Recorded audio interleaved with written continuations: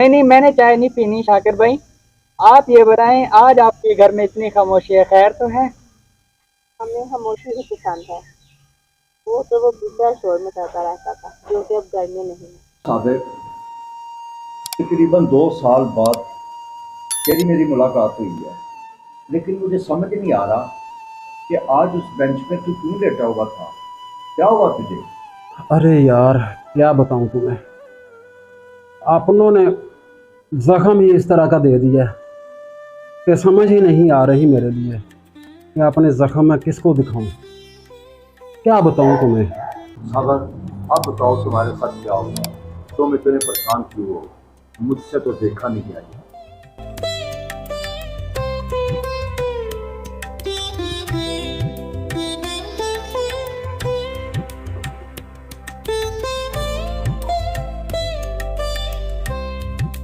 क्या बताऊं अमानत भाई, जिंदगी में बहुत ठोकरें खाई मैंने।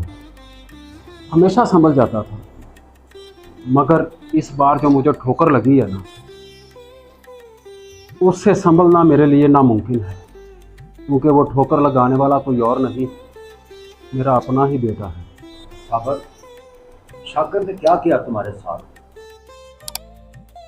अमानत भाई, ये उन दिनों की बात है जब मैं अपनी नौकरी से रिटायर हुआ, तो मुझे गवर्नमेंट ने जो पैसे दिए, उन पैसों से मैंने अपना प्रॉपर्टी का ऑफिस बना लिया।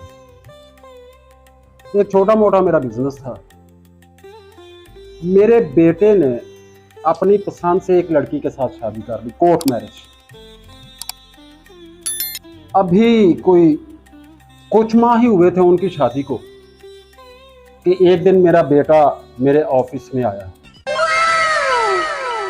जी चौधरी साहब, तो क्या प्रोग्राम बना फिर आपका वो इस प्लॉट के हवाले से?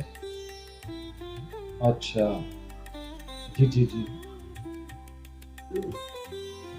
हाँ, ठीक है ठीक है। बिल्कुल बिल्कुल, मुशावरत तो करनी चाहिए, वो किसी किसी से भी हो।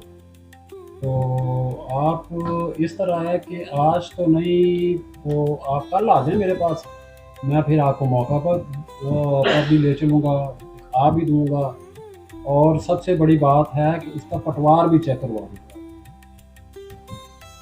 ठीक है ठीक है ठीक है ठीक है, मैं इंतज़ार करूँगा। कल कल आप 3 बजे आ जाएं मेरे पास। जी, डन हो गया, डन हो गया। ओके, अल्लाह हाफ़िज़। हाँ भाई शाकिर मियाँ, तुम कैसे मेरे ऑफिस का रास्ता भूल गए? अब्बाजान, आपसे एक ज़रूरी काम था मुझे। बोलो, सुन रहा हूँ। अब्बाजान, मेरा मेरी बीवी से झगड़ा रहता है, सिर्फ इस बात पर कि मैं कोई काम नहीं करता। देखो बेटा, इस मामले में सुल्ताना सही कह रही है। मर्द का क्या काम है कि वो औरतों की तरह घर बैठे। देखिए अब्बाजान, अगर तो आपको सही लग रही है तो फिर आप मुझे कोई काम करवा दें। कोई और क्यों शाकिर बेटा, ये है ना अपना बिजनेस, यहाँ पर काम करो। और लड़के भी तो करते हैं मेरे साथ। नहीं अब्बाजान, नहीं, ये कारोबार नहीं। मैं कोई अपना ज़ाती कारोबार करना चाहता हूँ। अपना कारोबार करना चाहते हो बेटा? कारोबार करने के लिए तजुर्बे का होना जरूरी है। तजर्बा नहीं अब्बाजान, आजकल सिर्फ पैसा ज़रूरी है। काम करूँगा तो तजर्बा भी हो ही जाएगा।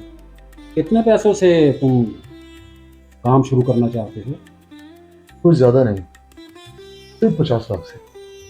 50 लाख? इतनी बड़ी रकम? जी अब्बाजान।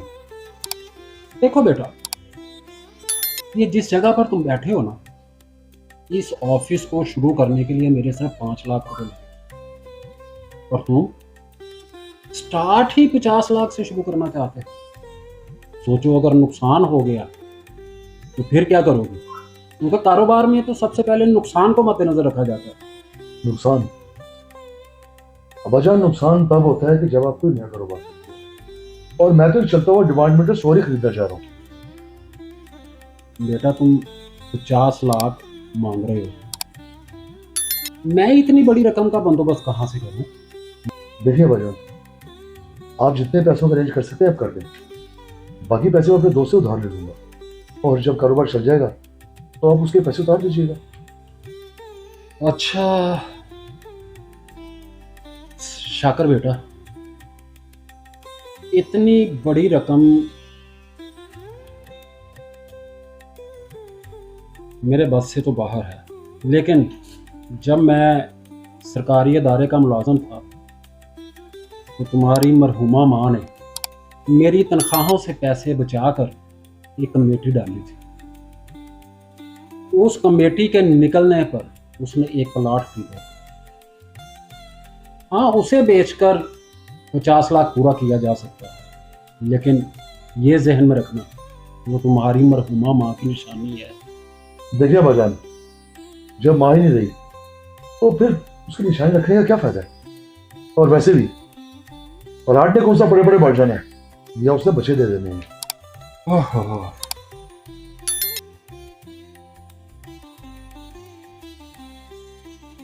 अच्छा फिर करता हूँ कुछ तुम्हारे लिए। बहुत शुक्रिया भाईजान।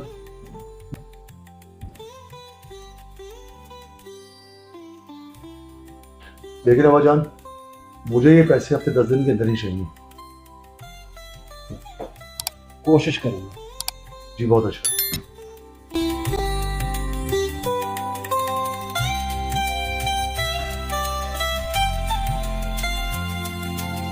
देखो आयशा, तुम्हारा बेटा मुझसे तुम्हारी खरीदी हुई आखिरी निशानी भी छीन लेना चाहता। उसकी हठधर्मी और बेहिसी तो देखो कि वो अपनी मरहुमा माँ की निशानी भी मेरे पास नहीं छोड़ना चाहता। उफ, खुदा ऐसी औलाद कभी किसी को ना दे।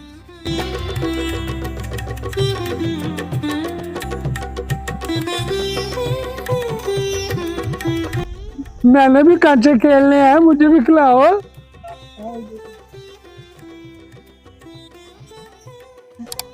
मैं भी खेलूंगा कांचे हैं, मैं भी खेलूंगा।